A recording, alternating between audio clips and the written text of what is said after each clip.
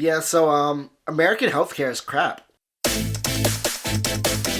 What's up, guys? It's your boy DQ, and yeah, so let's talk about the American healthcare system. Why is it so bad? After living in Germany for 5 years and Australia for 2 years, I have a pretty clear picture of how some other countries do healthcare compared to the US. Germany, okay. Universal healthcare in Germany is actually pretty good.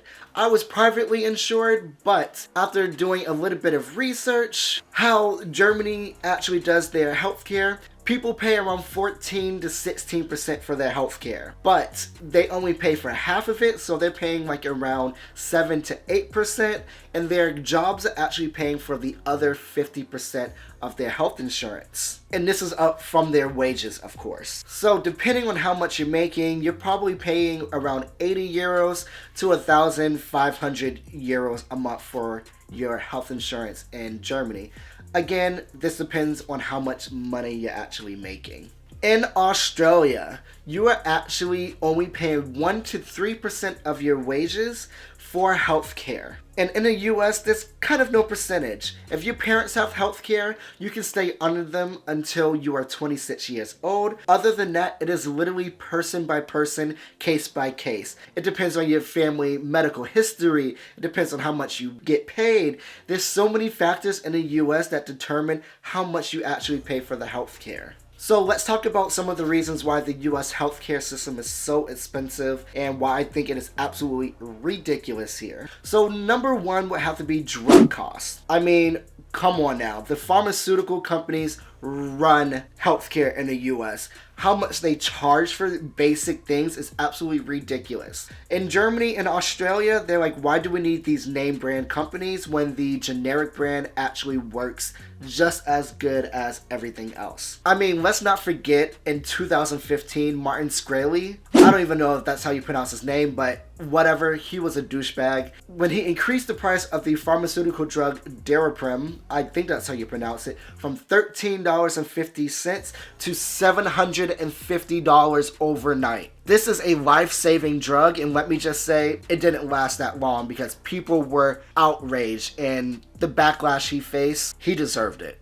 Another reason is that doctors and nurses are paid so much more in the US than everywhere else in the world. The average family doctor in the US makes around $200,000 a year, and then a specialist makes over $300,000 a year. I mean, considering they had to pay like around $150,000 for medical school, they need to have that job because how else are they going to pay off those debts, yeah? And nurses in the US on average make around $74,000 a year. Nurses in the Netherlands make around 68,000 US dollars a year, and in Switzerland they make around 58,000. So you make $14,000 more in the US than you do in other countries. Yeah, hospitals are literally out for profit. I don't know if you guys have seen The Good Doctor or House, where they have board members and they talk about all this stuff, how they can make a profit, how they can do this and everything.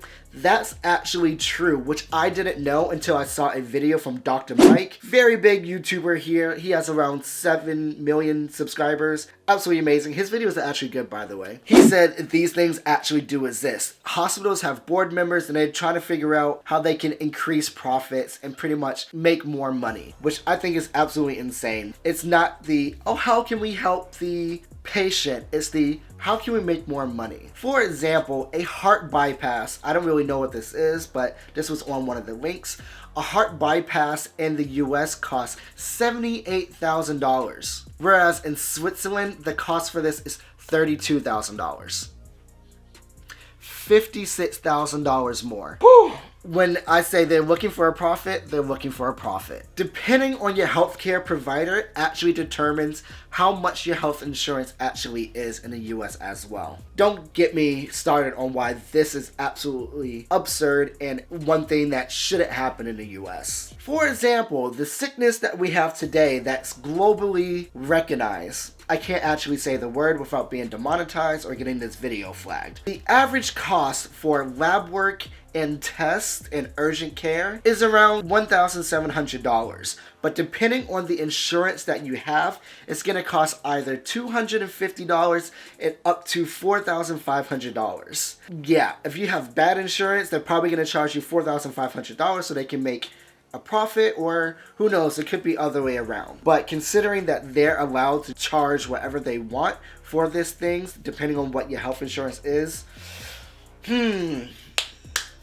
upsetting and irritating. There's more reasons why the US healthcare system is absolutely horrible and why you shouldn't even get into it. It's just disgusting, and why people think this will actually save their lives, I don't know. Why Americans are against universal healthcare, I don't know. It's socialism. We don't need that. Oh, it's too left. It's too this. Why should we care about wanting to live? I don't know. It's just irritating AF. Why do we need all of these name brand things when the generic things work just as same? I don't know about you, but anytime I go to a pharmacy, I always buy the store brand because they work just as well as any name brand thing. But people are like, oh no, I need the name brand, but you're paying $5 extra for that. Like, it's just unnecessary money that you need to spend. I don't know, guys. I'm starting to think that the US isn't the best country ever. Oh man, I mean, it's great living here, but we have our flaws. If you haven't already, click this video right here to see my experience with the German private healthcare system. If you got some value from this video, hit the like button, subscribe to this channel, and I will see you guys on the next video. Love you. Subscribe!